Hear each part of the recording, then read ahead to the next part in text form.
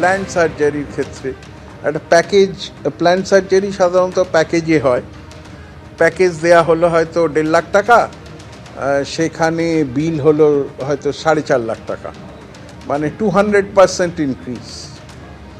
এই সব ক্ষেত্রে তো গণ্ডগোল হবেই এবং গণ্ডগোল হচ্ছে।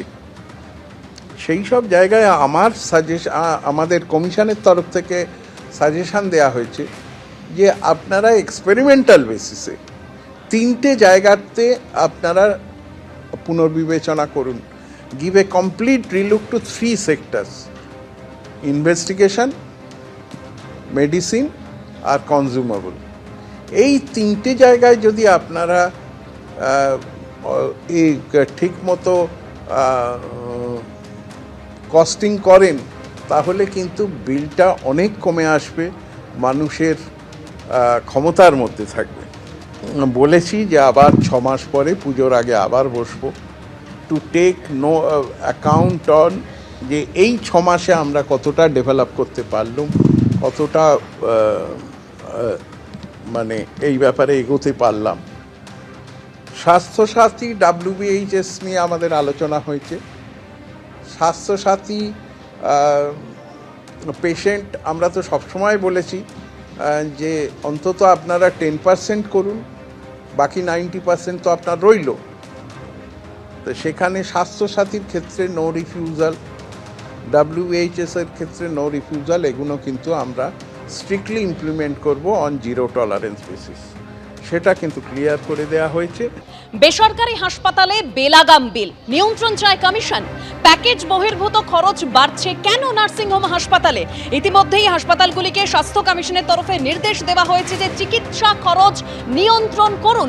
আর কি নির্দেশ দেওয়া হয়েছে বিস্তারিত কথা বলবো, আমাদের প্রতিনিধি সন্দীপ সরকার রয়েছেন আমাদের সঙ্গে। সন্দীপ,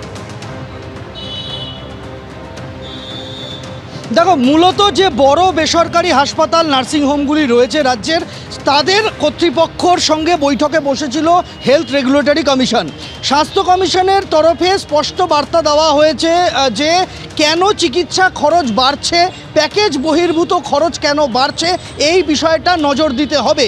প্যাকেজ বহির্ভূত খরচের উদাহরণ হিসেবে যে প্রসঙ্গ আনা হয়েছে বৈঠকে, যে 1 লাখ টাকা 1.5 লক্ষ টাকার প্যাকেজ, সেটা দাঁড়িয়ে যাচ্ছে 3 লক্ষ টাকা 4 লক্ষ টাকা। এটা কিভাবে হচ্ছে, কেন হচ্ছে? এর জন্য দায়ী মেডিসিন কস্ট, চিকিৎসা সরঞ্জামের খরচ, নাকি চিকিৎসার জন্য প্রয়োজনীয় পরীক্ষা নিরীক্ষা, কোনটার পিছনে দায়ী সেদিকে নজর দিক বেসরকারি হাসপাতাল নার্সিংহোমগুলি এবং সেগুলিকে নিয়ন্ত্রণ করার চেষ্টা করা হোক। এই বক্তব্য কিন্তু কমিশনের তরফে স্পষ্টভাবে জানিয়ে দেওয়া হয়েছে হাসপাতাল নার্সিংহোমকে, বেসরকারি ক্ষেত্রকে।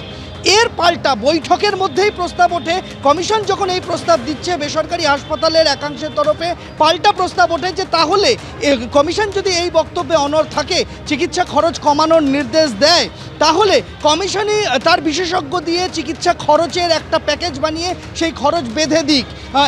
এবং কমিশনের তরফে সেই বৈঠকে বলা হয় যে এই নিয়ে আলোচনা চলছে, প্রশাসনের সর্বোচ্চ স্তর থেকে এই বিষয়ে ভাবনা চিন্তা চলছে।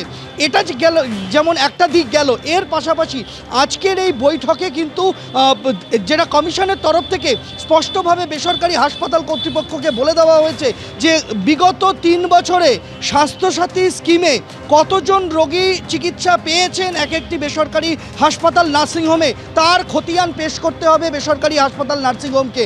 অর্থাৎ একটা বেসরকারি হাসপাতাল নার্সিংহোমে মোট বেড কতজন রোগী ভর্তি হয়েছেন, তার মধ্যে কতজন রোগী স্বাস্থ্যসাথী স্কিমের আওতায় ভর্তি হয়ে চিকিৎসা পেয়েছেন, এই গত 3 বছরে তাদের এই কাজের পারফরমেন্সের খতিয়ান জমা দিতে বলা হয়েছে স্বাস্থ্য কমিশনে। স্বাভাবিকভাবেই কিন্তু প্রশ্ন উঠছে যে হঠাৎ করে কেন নড়েচড়ে বসলো স্বাস্থ্যসাথী নিয়ে এই ধরনের বক্তব্য কমিশনের তরফ থেকে এই বৈঠকে উঠে এলো। বেসরকারি হাসপাতাল কর্তৃপক্ষরা তারা স্বাস্থ্য কমিশনের এই নির্দেশ পাওয়ার পরে এখন স্বাস্থ্য কমিশনের দাবি মতো গত 3 বছরের তাদের যে বেড অকুপেন্সি চার্ট, সেই চার্ট প্রস্তুত করে কমিশনে জমা দেওয়ার উদ্যোগ নিয়েছেন। স্বাস্থ্য কমিশনের তরফ থেকে বলে দেওয়া হয়েছে যে আবারও 6 মাসের মধ্যে, 6 মাস পর তারা বৈঠকে বসবেন। এই 6 মাসের মধ্যে যা যা চাওয়া হয়েছে সমস্ত ডিটেল জমা দিতে হবে স্বাস্থ্য কমিশনের কাছে। ধন্যবাদ সন্দীপ।